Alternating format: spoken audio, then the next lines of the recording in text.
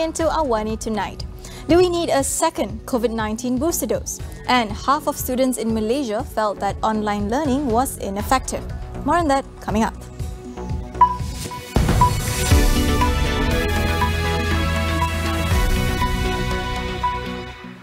A total of 11,133 summons have been handed out to those found smoking in restricted areas from the start of the year until April 6. Health Minister Khairy Jamaluddin urged the public to continue forwarding their complaints so further inspections can be done at these premises. A total of 28,835 premises had been inspected as of March 15th. With 1,450 complaints on smoking in restricted areas received through the Health Ministry's WhatsApp line. The government has been actively trying to reduce the prevalence of smoking in the country over the years. On January 2019, it enforced a sweeping ban on smoking at all eateries and restaurants nationwide, with facilities for smokers such as smoking rooms and ashtrays prohibited. Earlier this year, Khairy said a new law would be introduced to ban smoking and possession of tobacco products, including vape, for the generation born after 2005, as a generational endgame for smoking in the country. The Sabah government has advised foreigners in the state against giving out personal information to any NGOs claiming to be registering them for official documentation. Deputy Chief Minister Datuk Seri Jeffrey Kittingan said that the Sabah government has not authorised any NGO to do so and does not recognise any foreigner cards issued. Kittingan, who is also chairman of the Special Cabinet Committee on Foreign Workers and Undocumented People in the state, advised Sabahan employers not to register their foreign workers with any NGOs. He stressed that any foreigner cards issued by any NGOs will not entitle the holder to any benefits, automatic acceptance or recognition by the state government. According to Suhakam, scammers have reportedly tried to take advantage of foreigners by selling identity cards for between 400 ringgit and 2,500 ringgit. The Home Ministry in February mooted a proposal to issue foreigner identity cards to long-staying foreigners in Sabah. Kittingan said that his committee will present a preliminary report in mid-May to the Cabinet for approval, offering viable solutions to resolve the illegal migrants and stateless community issue, which has plagued Sabah for decades. Malaysia recently gives nod for a second COVID-19 booster to senior citizens with comorbidities. As states like Sarawak begins its rollout today, we find out more about the effectiveness of the second booster for COVID-19 and whether we ourselves need one. Here to help us understand the matter is UM's Professor of Epidemiology and Public Health, Dr. Sanjay Rampal. So for those who are immunocompromised, I think the evidence was still out there whether a 2-dose regime was enough or even a 3-dose regime. That means a 2-dose with a booster was sufficient for immunocompromised individuals, just because their immunity took a lot longer, and because they're compromised, there's a lot more difficulty in producing the required immunity. So a second booster for those immunocompromised, I can see a benefit. I can see a benefit for the elderly, the real elderly with multimorbid conditions, meaning those who are 70 and above, with even 60 and above, if you're having multiple chronic conditions, let's say like diabetes, heart disease, cancer, you're having multiple conditions, which puts you at poorer prognostic risk. That means the prognostic, the risk of severe disease is actually higher among these groups. Because the absolute risk is higher, then you may still see some amount of good reductions in risk of severe COVID disease among this population. Dr. Sanjay, however, highlighted how future COVID-19 booster vaccines may need to be adapted to tackle new emerging variants for better effectiveness. Vaccine effectiveness actually decreases over time, especially so for preventing infections and less so for severe infections. So during this Omicron wave, if you think about completing your vaccinations and having one booster, if you're taking Pfizer, Sinovac, so on and so forth, the efficacy or the effectiveness of preventing infection is only about 30 to 40%. However, the vaccines still do a very good job in preventing severe disease.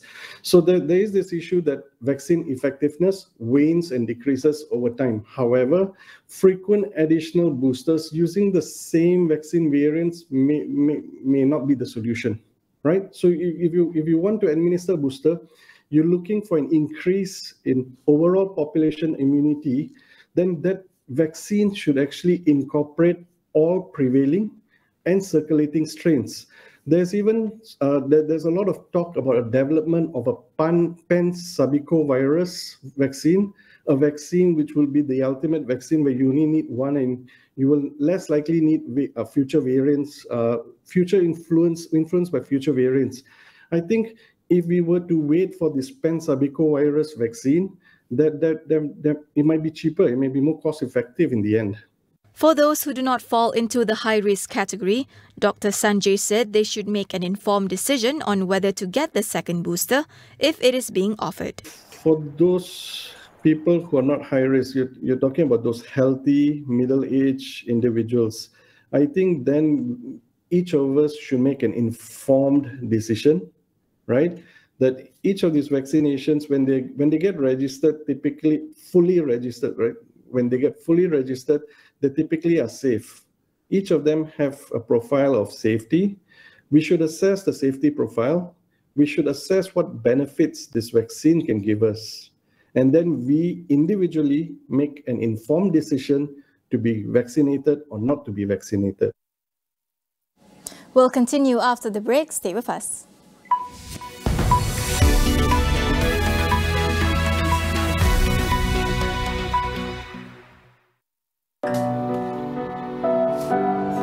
Insan yang berjaya juga insan seperti kita. Didorong ke azaman demi mencapai cita-cita mereka. Super. Melengkapkan juadah anda.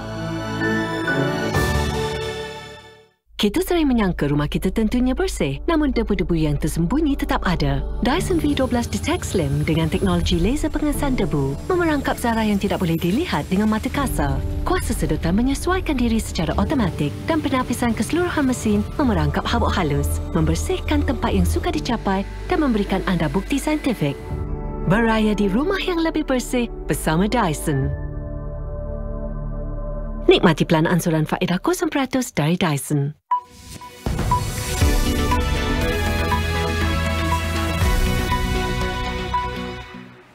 Welcome back.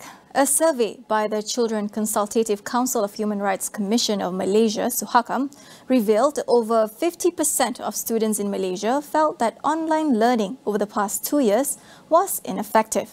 According to its commissioner, Professor Dato' Nur Aziah Muhammad Awal, this is worrying due to the possibility of an increased prevalence of students dropping out from school. She shares her insights about what should urgently be done by the government to ensure no students are left behind. What is worrying is that I'm worried about the dropout, meaning if they were not able to achieve or to be able to gain knowledge through the PDPDR, some children actually would probably drop out from school. And this was actually shown. I mean, there were also a report from Parliament where Minister was asked how many children were actually decided to leave school. So that, I think, was just at the very tips of the iceberg. When UNICEF did a survey, they also found out that almost half of the children that were not able to study online said they will not continue schooling the following year. This was 2020, and meaning 2021 they decided not to go to school. So this is what worrying. We have not done any survey on dropouts, but from what we can find from the survey, it shows that many children will drop out from school or had a lot to catch up. So catch up means, what about exams? Those who are doing the exams, the 2 years, if they are in the 4th form and they're going to their 5th form and doing the exams this year, this is something that worries both parents and children. Besides urging the Education Ministry to step up efforts and come up with a transparent plan to help students catch up with learning loss, Professor Aziah said counselling and motivational sessions are highly recommended as well. the survey actually shows that the children actually were facing some mental or more of emotional stress because of doing the classes online. That's number one. And secondly, they were depressed because they were not able to gain as much knowledge. As you know, children will get very depressed when they get very bad results and things like that. And it would be very good to have a kind of, I don't know, counseling or motivational classes to start off with, and to tell the children that, well, if you really do not feel confident, there must be other ways that we could do this if they have to sit to the exams and so on and so forth. I do know a lot of parents are worried if their children were delayed in doing the exam, but to me, the children's mental stability is very important, and they must feel at ease when they are doing the exams. So I was hoping that the government will have a proper, let everyone knows what they are doing, how they're going to do it to tackle these particular issues in terms of the lost generation and the lost hours of learning that they have been facing with. Yeah. On to the international front. Fully armed Israeli police clashed with Palestinian youths at a Jerusalem holy site again today. At least 27 Palestinians were wounded, with 2 seriously injured. Israeli police in full riot gear fired rubber bullets and stun grenades after Palestinian youths threw stones at the gate of the compound. Yesterday, Israeli forces targeted Palestinian worshippers during dawn prayers, prompting the response. The Al-Aqsa Mosque in Jerusalem's Old City is the 3rd holiest site in Islam, while the larger compound which the mosque is built in is the holiest site for Jews. Palestinian and Israeli police have clashed at the site the past week as tensions soared. The Israeli government had long banned far-right Israeli settlers from entering the Al-Aqsa Mosque compound until Ramadan ends. But this group has defied the ban in recent years, fueling fears among Palestinians of an Israeli takeover. Beginning May 1st, Thailand will scrap a mandatory negative RT-PCR COVID-19 test and a hotel quarantine on arrival, in its latest measure to revive its battered tourism industry. The new measures follows the removal of a pre-departure test requirement last month. The RT-PCR test will be replaced with voluntary self-antigen tests for those entering via air and land borders. Foreign visitors would still be required to furnish proof of vaccination and medical insurance for $10,000, while unvaccinated visitors with negative RT-PCR will be exempted from a mandatory quarantine. Tourism is a crucial driver of Thailand's economy, representing about 12% of the country's GDP before the pandemic. Thailand began gradually easing border controls from November last year in response to strict COVID-19 testing rules that deterred visitors. Foreign tourist arrivals jumped to nearly 500,000 in the first quarter of this year, but is still a far cry from the pre-pandemic level when at least 3 million holidaymakers visited the country. Millions of Shanghai residents remain under strict lockdown, even as the government begins easing quarantine rules. The Shanghai government said it would only lift its lockdown in batches once virus transmission outside quarantine area was stamped out. Earlier, Shanghai also announced 9 major actions to step up COVID-19 testing and control, which includes daily citywide testing beginning today. This after 11 COVID-19 deaths were reported on Thursday, up from 8 deaths a day earlier. After 3 weeks of stringent lockdown that has fueled discontent in China's largest metropolis, authorities have eased restrictions in areas where no new infected cases were detected for at least 1 week and allowed more people to go out of their houses. But millions more are still barred from going outdoors. Shanghai aims to achieve zero community COVID cases as soon as possible to restore some normalcy in the country. With one of the highest road death tolls regionally, do we have the political will to reverse this trend? Tonight on Consider This, we ask our guests what needs to be done to halve this number.